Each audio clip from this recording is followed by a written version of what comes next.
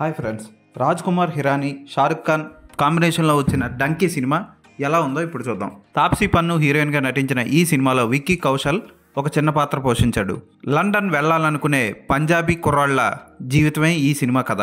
యుద్ధంలో దెబ్బలతో పడి ఉన్న హర్దయాల్ సింగ్ని తాప్సీ అన్న కాపాడతాడు. తాప్సీ అన్న టేప్ రికార్డర్ని తిరిగి ఇవ్వడానికి తాప్సీ ఉన్న ఊరికొస్తాడు హర్దయాల్ సింగ్. ఆ తర్వాత అతను చనిపోయాడని తెలుసుకొని ఆ ఇంటికి అండగా ఉండడానికి సిద్ధపడతాడు. మన్ను అంటే తాప్సీ లండన్ వెళ్ళి బాగా డబ్బు సంపాదించి ఇల్లు కట్టాలనుకుంటుంది. మన్ను లండన్ చేరుకుందా?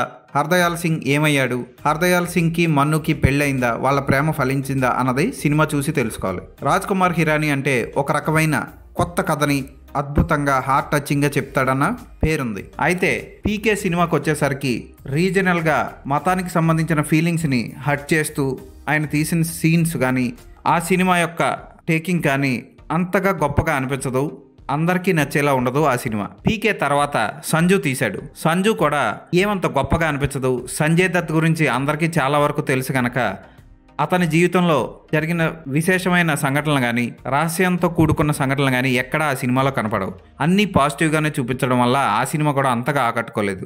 ఇప్పుడు షారుఖ్ ఖాన్ లాంటి సూపర్ స్టార్తో తీసిన ఈ సినిమా అద్భుతంగా ఉంటుందని, మరో 3 Idiots లాంటి గొప్ప సినిమా అవుతుందని అందరూ ఎక్స్పెక్ట్ చేశారు. కానీ డంకీ సినిమా ఇల్లీగల్గా లండన్ వెళ్ళాలనుకునే పంజాబీ కుర్రాళ్ళ కష్టాల్ని బాధల్ని సెకండ్ హాఫ్ అంతా చూపించి నీటి అడుగున పైపు ద్వారా గాలి పీల్చుకుంటూ కిలోమీటర్లు నడిచి వెళ్ళడం, ఇటువంటివన్నీ చూస్తే నమ్మశక్యం కాదు అనిపిస్తుంది మనకి. అలాగే బార్డర్ క్రాస్ చేసి వెళ్ళిపోవడానికి ఎన్ని కష్టాలు పడతారో అన్నది కొన్ని సంఘటనలు బాగానే చూపించాడు దర్శకుడు. కొన్ని అతిశయోక్తిగా అనిపిస్తాయి అన్నది సినిమా చూస్తే మనకు తెలుస్తుంది. షారుఖ్ ఖాన్ లాంటి నటుడిని పెట్టుకొని పెర్ఫార్మెన్స్కి స్కోప్ లేని సీన్లన్నీ రాసుకున్నాడు రాజ్ కుమార్ హిరానీ. ఇక్కడే పెద్ద దెబ్బ తగిలింది.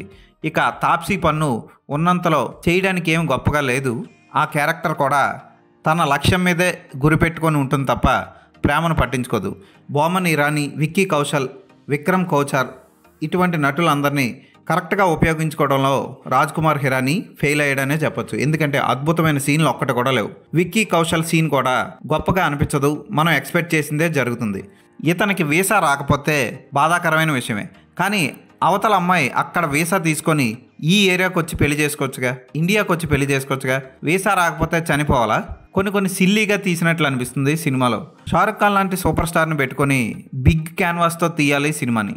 ఎందుకంటే షారుఖ్ ఖాన్ నేమే ఒక సూపర్ నేమ్, సూపర్ స్టార్ కూడా. రాజ్ కుమార్ హిరానీ చిన్న పల్లెటూరులో ఒక చిన్న సెట్లో సినిమా అంతా తీసేసినట్లు అనిపిస్తుంది మనకి. కొన్ని గ్రాఫిక్ సీన్లు అయితే తెర మీద తేలిపోతాయి. బ్యాక్గ్రౌండ్ స్కోర్ బాగుంటుంది. ప్రీతం ఇచ్చిన మ్యూజిక్ థియేటర్ బయటకు వచ్చాక గుర్తుండదు. సినిమా చూస్తున్నంతసేపు ఓకే అనిపిస్తుంది. ఫోటోగ్రఫీ బాగుంటుంది. ఆర్ట్ డైరెక్షన్ బాగుంటుంది.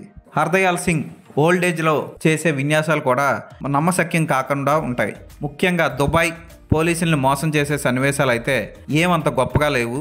మరీ వాళ్ళని వీపీలను చేసి చూపించినట్లు అనిపిస్తుంది. ఇటువంటి సంఘటనలు పక్కన పెడితే ఈ సినిమాలో హార్ట్ టచింగ్గా సన్నివేశాలు ఏమైనా ఉన్నాయంటే క్లైమాక్స్లో లండన్ నుంచి పంజాబ్ వచ్చిన తర్వాత జరిగే సన్నివేశాలు కొంచెం అలా జస్ట్ టచ్ చేసి వెళ్ళిపోతాయి అంతే. అంతకు మించి ఈ సినిమాలో చూడడానికి చెప్పుకోవడానికి గొప్ప ఏ సీన్లు లేవు. షారుఖ్ ఖాన్ రాజ్ కుమార్ హిరానీ మీద పెట్టుకున్న ఆశలన్నీ అడియాసలయ్యాయి. ఈ సినిమా అంత గొప్పగా లేదు.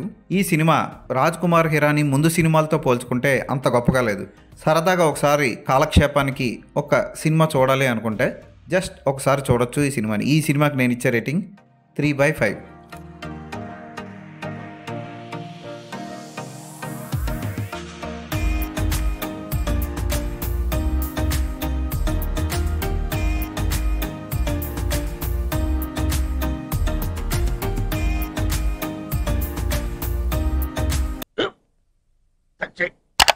స్కూల్ బెంచ్ లాగా ఎంత గట్టిగా ఉందోరా?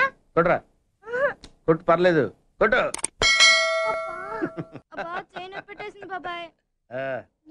ఏంటి నువ్వు కొడతావా? కమా బిట్ మీ యార్. వద్దు బాబాయ్. వాణ్ణి నేను కొట్టడం లేదమ్మా, వాణ్ణే నన్ను కొట్టమంటున్నాను. నువ్వేం కంగారు పడక్కర్లేదు. అడుగుతావేంటి?